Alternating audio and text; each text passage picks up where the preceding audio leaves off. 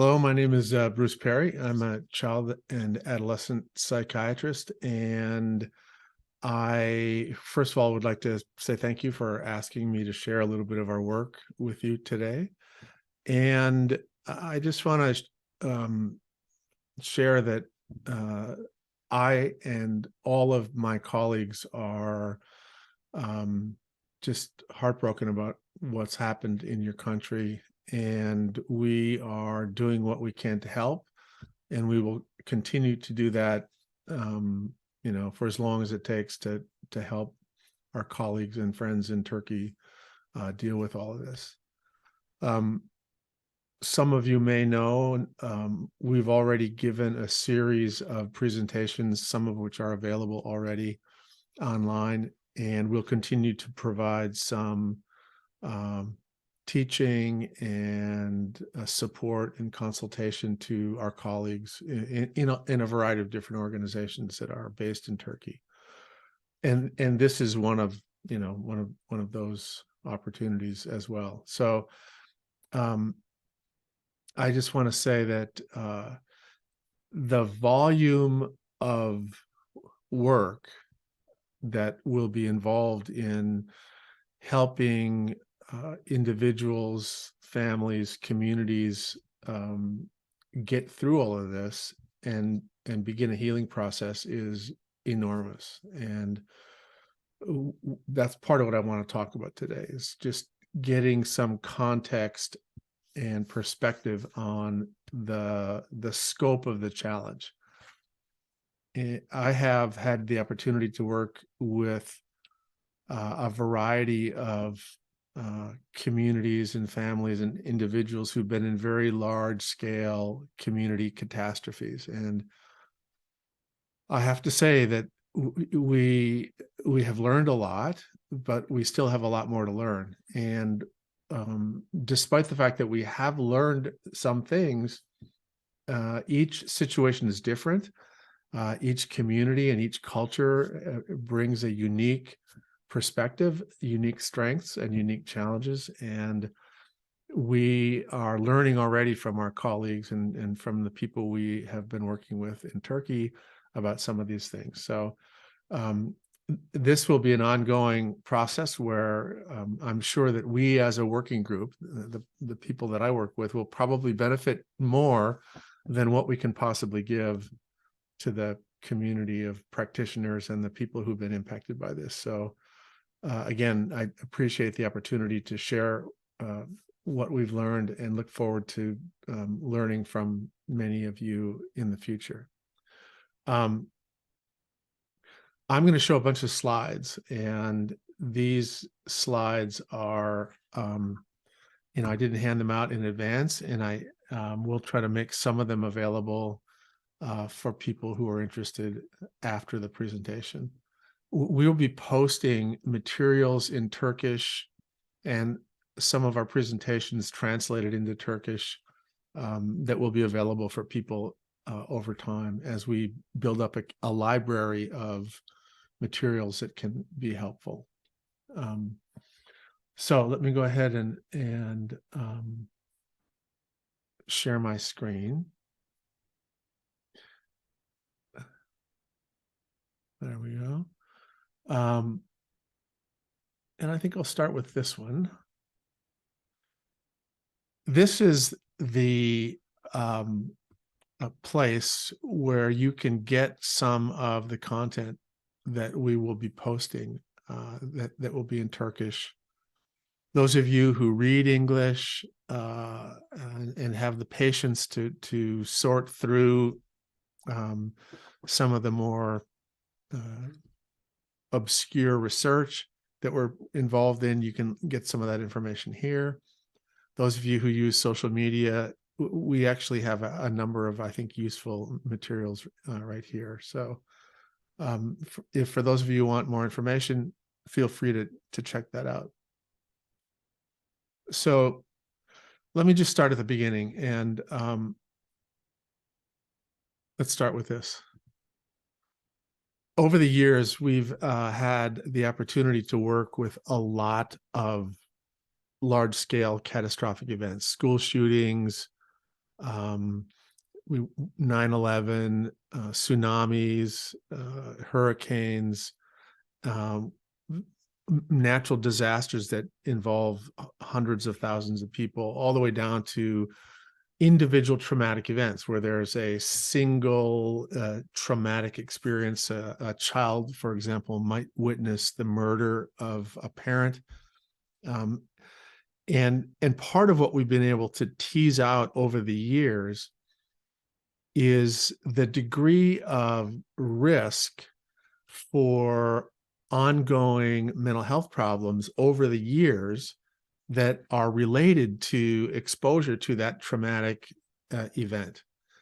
And the reason this is, I'm putting this up is because I think it's important for people to appreciate the scope of the problem and recognize that an already overwhelmed mental health system is rarely able to meet the needs of families and communities when there are additional significant large-scale traumatic events.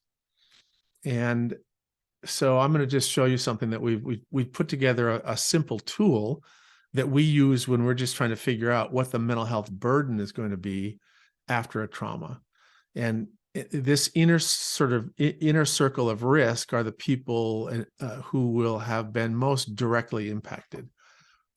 In this case, they will be the people who were on site during the earthquake, physically injured, the people who lost loved ones, who witnessed death, who witnessed injury, who lost their homes, and so forth. The second, and these individuals, and again, this may be an underestimate actually, about 80% of those people at some point over the next few years will benefit from a trauma-sensitive mental health contact.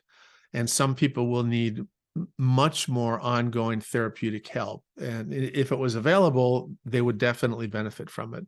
The problem is that the mental health systems in every country, even countries that have an abundance of mental health professionals, even those systems are overwhelmed already. So you have fewer people that with a lower percentage of risk, but you have more people in this secondary group, and you know, this second group, the primary risk group, and then the secondary risk group. Same thing. There'll be a lot of people in this group, people who lived in the community, who knew the affected people, and the secondary responders, which includes the mental health professionals who are doing the work with these families and in that community. And then the tertiary impact, you know, the people who are impacted as this ripple of trauma cascades through a community. Now, if you take an event, a simple event like a child who witnesses a parent get killed, that the individuals that are in this, you know, ground zero category are not many individuals. They have high risk, but there's not many of them. But if you start to look at all of the people in the community who are impacted as this ripple of trauma, this catastrophic event ripples out into the community, you ultimately reach about 1,000 people. And of that 1,000 people, you know, 250 are going to have some mental health issues. So if you take a clinician and you say, all right, you have 1 hour a week to do your traditional mental health work, whatever it is, you know, whatever therapeutic approach you use, you have 1 hour a week with an individual, and you now have 250 new individuals in this community who need help. And so when you start to look at that, you realize, wow, if I had 12 clinicians who were spending half of their clinical hours a week doing this work, we would just be able to cover the need. Now, this is a big additional load on 12 clinicians. you know, I don't know any community that has a bunch of mental health clinicians who will have half of their work week open to fill when there's individuals impacted by a single traumatic event. When you start to look at how these, you know, a larger event, let's say that this is a school shooting, and there are more people that are impacted, and you see that even, and again, I don't want to minimize a school shooting, but if you have a school shooting at a regular sized public school, you're going to need 230 clinicians spending half of their time to truly meet the mental health load that will be created by this event.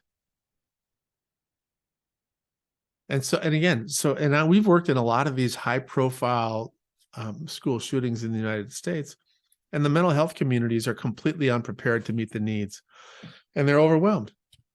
And the thing about traumatic events like this, as you all know, is that they don't stop. It's not like getting an infection with, you know, having pneumonia sweep through the community, where you can treat somebody, and if you get the right treatment, the pneumonia is over. These problems are chronic and complex and dynamic, and in many cases, they can go on and on and on for years.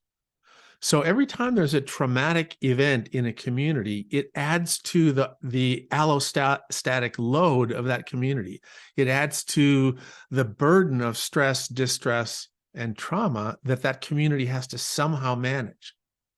And then when you move out to a challenging situation like what happened in Turkey, and again, this is an underestimate of the people that were impacted directly,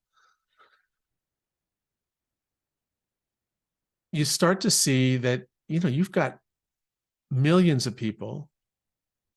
And if you took, you know, if you just did 1 hour of mental health help for all of the people who are going to be impacted, that's half of it's 20 hours a week for 90,000 clinicians. Now, again, I don't want you to feel all demoralized and discouraged. It's easy to sort of get overwhelmed by this, particularly when you look at the fact that the number of clinicians in Turkey is about 24, 25,000. Now, these numbers may not be perfect. They're pretty close, but, you know, this is the mental health capacity, and this is the mental health burden from just the earthquake.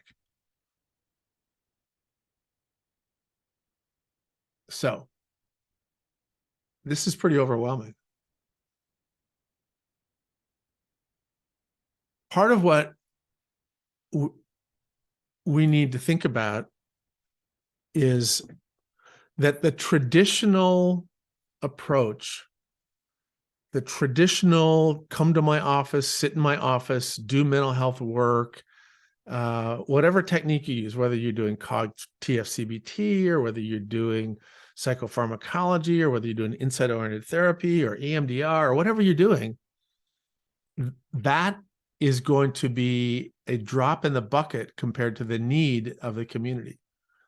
Now, there's something that's really interesting about, you know, and important about looking at this curve, and that is to basically, when you look at this from a large scale perspective, if you can do things that diminish the risk in each group, that takes some of the risk out of that category, you can significantly decrease the burden, the need for mental health individuals and mental health time.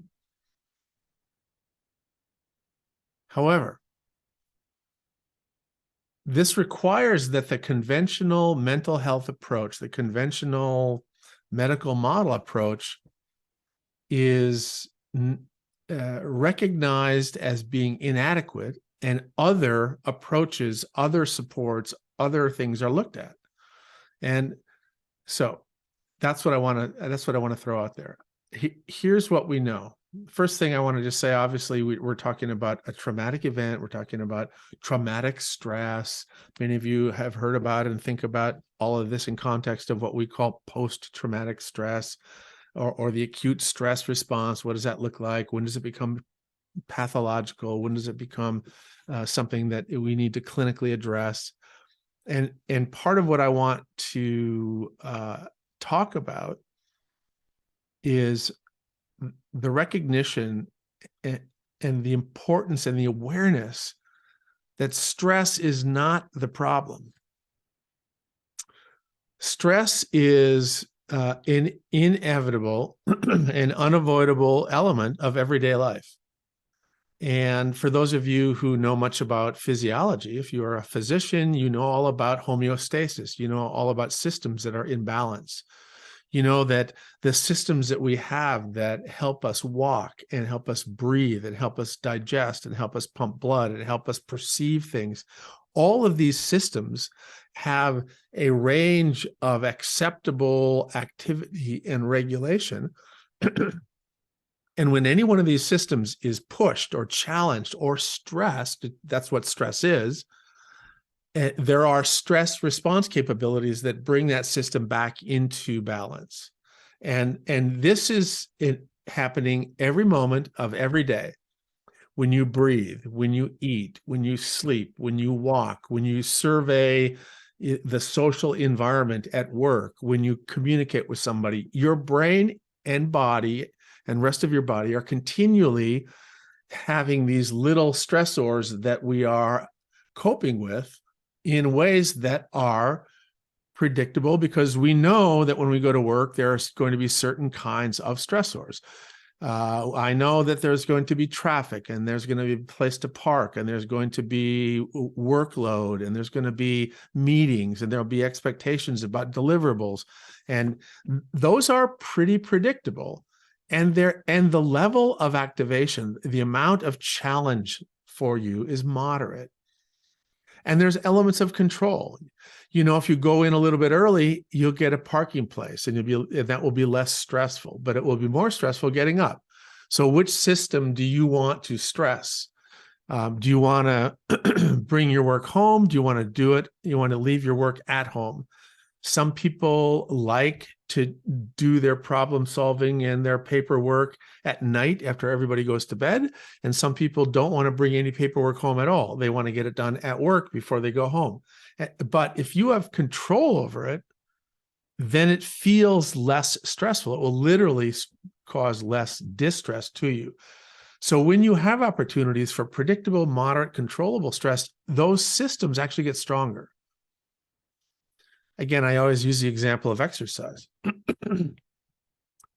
If you consistently run up the stairs and you consistently challenge your cardiorespiratory system, running up one flight of stairs after a while, if you do it 2 or 3 times a day, it's not a stressor anymore, because your physiology has adapted. It's become stronger. It's become more capable.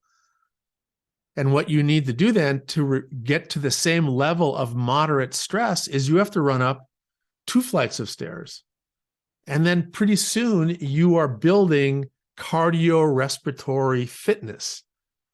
And so predictable, moderate stressors actually help build resilience. Excuse me. So the problem is, when stressors are unpredictable, you have no control over what's going on in your world. We'll talk about unpredictable, an earthquake. It's extreme. You know, the earthquake, it killed people you knew, destroyed your community. You have nowhere to go to sleep. You don't feel safe being in buildings. It's prolonged because there are aftershocks, and there is infrastructure is ruined, and there is work and logistic issues about getting food and water and healthcare. All of those prolong the stressors and the unpredictability and the extreme nature of this event. So for the vast majority of people living through an earthquake, where there is so much death, injury, and destruction, is an incredibly overwhelming experience that is traumatic. And when these things happen, the stress response systems in your body change. So I talk about this in other presentations, and I'm sure you're going to hear about some of this from other speakers. But the physiology of how our body responds to stress is changeable. You can influence somebody so that rather than having what we would consider an average or typical stress response capability, you can have a stress response capability that is more resilient. You're more capable of tolerating moderate stressors before you have much change internally. But most of us are kind of on this neurotypical line. And if there's a moderate stressor, we have a moderate internal activation that involves activating parts of the brain that will allow us to solve the problem, survive the situation, and get past it and move forward. But if you have had all of these things over here that we've been talking about, if you have had unpredictability and extreme prolonged stressors, your stress response system is going to be altered in ways that make it so overwhelmingly sensitive that even the everyday stressors of life will make your brain act as if you are under continuous threat. And there's a lot of consequences to this. The first one is that you're going to get exhausted. Activating your stress response system at a high level consumes a tremendous amount of energy, and it overwhelms your body. And people can't stay in that state for very long without wearing out and wearing down. Now, the second part of this that I think is very important is that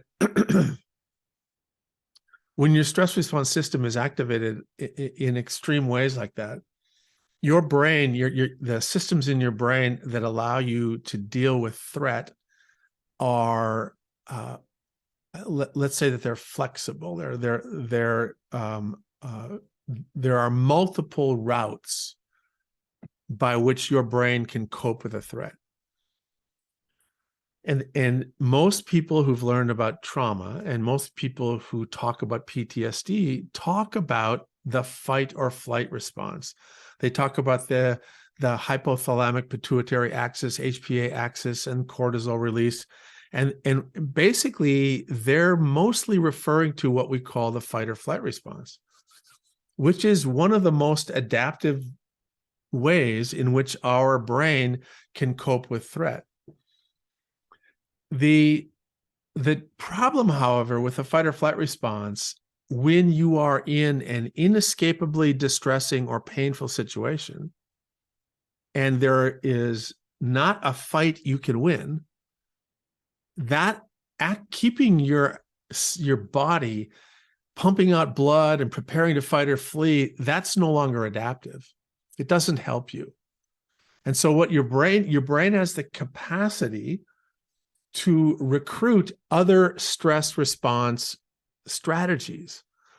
And one of the most pervasively used, one of the most important strategies, global neurobiological strategies that we use every day, and that is probably the predominant physiological adaptation to the current situation in Turkey, is what we call dissociation. So when your brain is in a situation where it basically does the calculus, it does the math, and it goes, listen, I running away from what's going on here is not going to help me, and there's nothing to fight. What are you going to fight? The earth? You can't fight the earth. And so your brain basically says, what I need to do is I need to withdraw from this painful situation.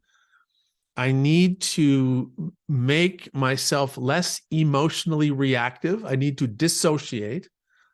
I need to use my body's own painkillers to manage the emotional and sometimes physical pain associated with this. And we call that dissociation. And people basically robotically go through the motions, they tune out, They get almost zombified. They're emotionally blunted. Now, that's not permanent, and it's not always pervasive, and there will be breakthrough moments where people are overwhelmed and they cry and they're very externally reactive, and it's very obvious that they're overwhelmed.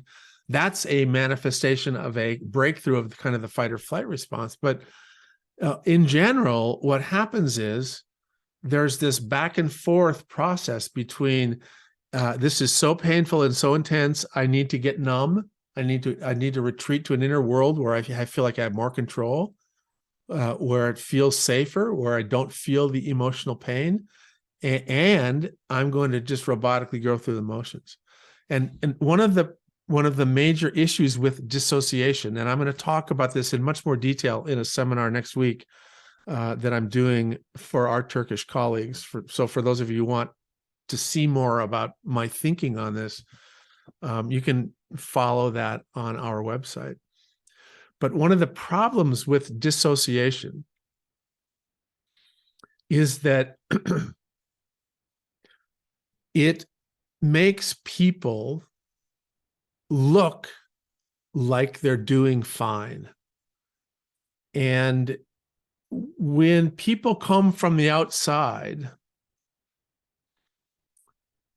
and they rush in after these traumatic events, like me, and like all of you, and like all the people that are coming in from all over the world to try to help, they come in and they have a lot of energy, and what they see is a tremendous amount of pain. And they themselves feel overwhelmed. They feel helpless. And that makes them feel, as a professional, they don't feel competent, right? So like some of the questions people will ask me about, what do I do in the situation where there's a 4-year-old child who heard their parents screaming for help for 8 hours while they were trapped helplessly and had their leg crushed, and now they're have like a leg amputated and a dead parent and 8 hours of traumatic experience and nowhere to live, and what should I do? Like, I don't know. I don't know any better than you, basically. And so my feeling of helplessness in this situation makes me much more vulnerable to wanting people to be resilient. I want you people, all you people impacted by this in Turkey, I wish you were all resilient. And I wish resilience was something I could just, magically spray on you, and then you would have grit and resilience, and all of a sudden there would be no pain. And me being in proximity to you, because of the contagion of human emotion, all the pain that you feel and I feel, that will go away. And so what happens is, when clinicians here who've rushed in to help see people who have dissociated and are numb, emotionally numb, and they're coping their very best with what's going on, that makes us, the rescuers, feel better, because we can't live with that constant pain any easier than they can live with it. So we want to minimize it. And so when we see, 50 people walking around and they are kind of going through the motions, and we go, oh, look how great that is.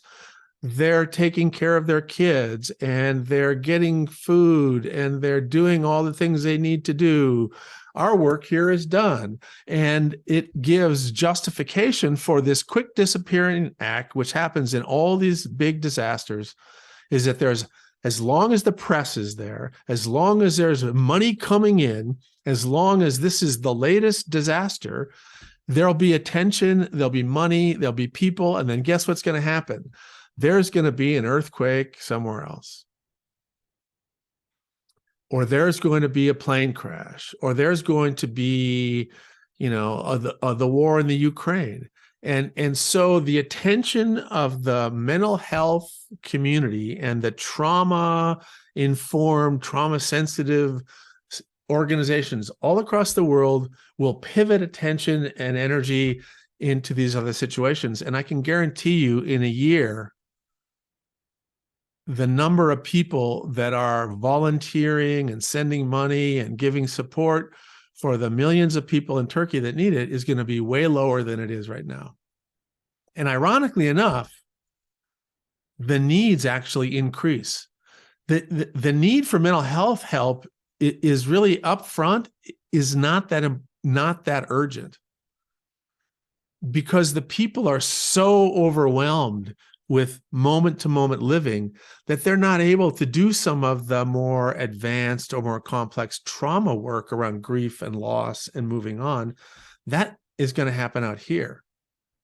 And yet we don't have a lot of people to help them do that out here because they all left.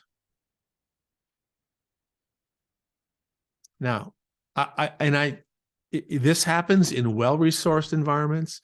This happens in under-resourced environments. This is going to happen. This happened with, other natural disasters in Turkey. People who have been part of this narrative have seen this happen time and time again. And one of the challenges is, in the face of the disappearance of conventional mental health providers and the lack of capacity of mental health providers, right? We don't have that many providers. So in the face of both of those facts, here's what we need to do. We need to use our expertise as people who understand stress, trauma, development, the inner world. We have access to a lot of these clinical tools and toolkits. Our job has to become the conductor of the orchestra. We have to help shift the way we do our work. We need to think about how we can take advantage of some of the embedded stress modulating and resilience building practices that are part and parcel of the human community.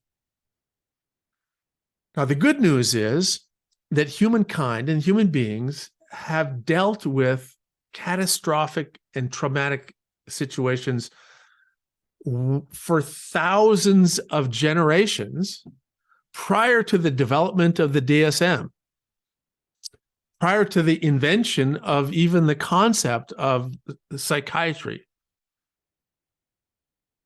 And those ancient and historically, if you will, and empirically survivable practices have a lot to teach us. And I think that, when people talk about evidence-based, whatever, I can't think of a more powerful evidence than the observation that independently, human living groups on multiple continents converged on the same core elements for dealing with catastrophe, community soothing and regulating and healing practices that are very similar, whether you're in Africa or North America or Asia or Australia. Very similar elements to what were these stress buffering and healing experiences. And I believe that we in the mental health profession have to think about how we're going to enrich and create supports so that the community and the family and the culture's natural healing mechanisms can be supported and facilitated and catalyzed.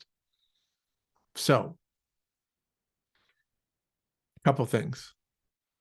Biology tells us this: if we can make things that are stressful more predictable, if we can moderate the intensity of the stress and we can bring elements of control, we can take things the exact same part of the brain, the exact same systems that make you sick from trauma can be what you need to heal from trauma.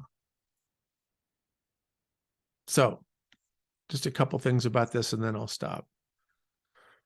First thing, first big bucket, psychoeducation, really. If you give people clear explanations about what's normal, what you can expect, what they're going to feel like over the next 3 months, 6 months, and don't pathologize a whole range of phenomenon that are associated with acute stress, grief, and dealing with trauma. You help people understand that why they're exhausted. You help people understand why they can't concentrate. You help people understand, you know, why these nightmares are happening, why these intrusive ideations happen. Help them understand, because the most interesting thing about the way your internal stress response works is that if things are unknown, it makes us feel more dysregulated than if we know what it is. So you can help a lot of people in 1 hour if you can educate them about these concepts and make them all feel a little bit better. And you can give them materials that help them understand it. And you can give them resources so that they're anticipating what they may experience. Now, the second bucket, you can help people learn how to regulate their own stress response, to learn techniques to calm down, to regulate. And the great news is everybody has a set of their own personal toolkit. They like to knit, they like to run, they like to do art, they like music, they like to dance, they like to sit and have conversation. All of those things are regulating. These are things that will take a high activated stress response and make it more moderate. And so encourage people to reconnect and do those things that made them feel like they belonged, like they felt good. Help mostly remember the power of movement and the power of touch and the power of community. All of these things will help them. Encourage people to move forward, literally, not just emotionally, but physically. And even in the absence of any cognitive or emotional capacity to move forward, move your feet. Get up and move. If you move, you will feel better. And that will moderate and regulate your stress response systems in the central nervous system. And finally, help people figure out and move away from that helplessness that will be inevitable after a huge catastrophic event like this. Help them see that there are things you do control. You can control, you know, the rituals you use before you go to bed. You can control when you eat. You can control to some degree what you eat. You can control and structure and physical activity, whether it's exercise or taking a walk or making sure that you do get up and move and that you do call a friend and that you do, because a really important part of this is recognizing that there are things that you can control. Not everything is in the uncontrollable bucket. The other thing that's really important is to help people quit wasting energy and focus on things that they don't have any control over. And so little by little, what you want them to do is to start transitioning their brain's thinking and ruminations away from these unpredictable, uncontrollable things over towards things where they do have more control.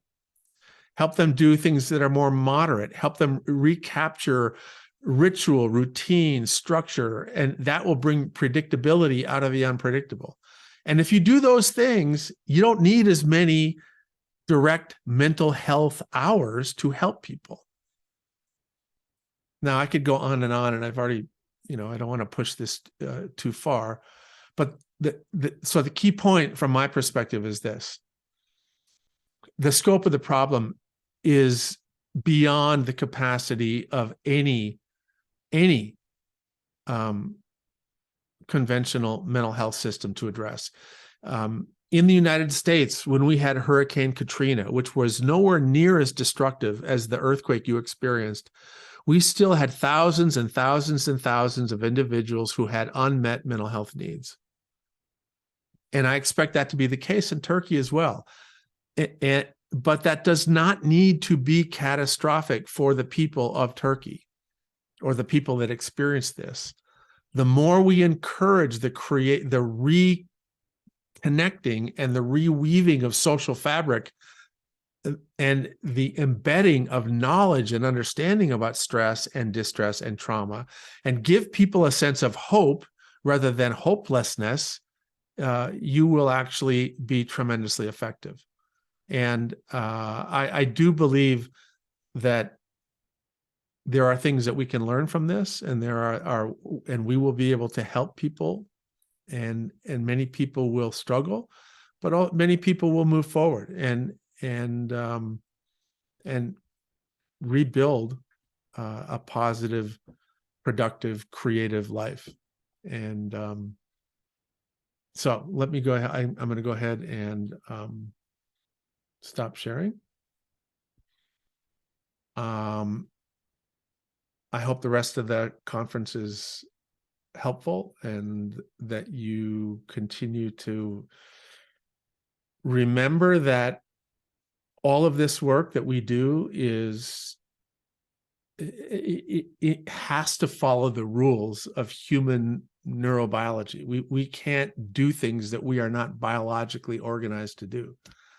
And no human being on the planet is organized to have all of the emotional and physical bandwidth to help every single person in need. And so your ability to help in a transforming way, your ability to be fully present with the people you work with, will depend upon your ability to take care of yourself. So all of the people that do work with these families and with these individuals and with these systems that have been shattered by this earthquake, your ability to be effective is going to be directly related to your ability to stay regulated yourself, to stay rested, to respect your own boundaries, to respect your own need to recharge. And remember that this is going to be a lifelong process. And if you really do want to help these people, part of what you have to do is go, all right, listen, this happened in my country to people I know and love and people that I value. And, this is going to be with us my entire life in one way or another. The echo of this experience, because of the scope of the damage and the death and the injury, is going to have repercussions through the entire health and human service system in Turkey for at least this full generation and maybe beyond. But don't be discouraged by that. This has happened all through history, and human living groups have always been able to pull together and continue to try to make the world a better place for the people they live with and the people they love, and make things better for the next generation. And so there are things you can do and things you will do, and you're going to get tired, but I hope you remember that you need to rest along the way. This is not a sprint. This is not even a marathon. This is like the people that do those hikes from Mexico 3,000 miles north into Canada. It's like the people that walk all the way from Europe all the way through to Everest, and then climb Mount Everest. This is going to be a long, long journey, and you can do it, but you have to do it together, and you have to remember that you go further if you go slower. All right, I'm going to stop. Thanks for the opportunity, and I look forward to connecting with all of you later.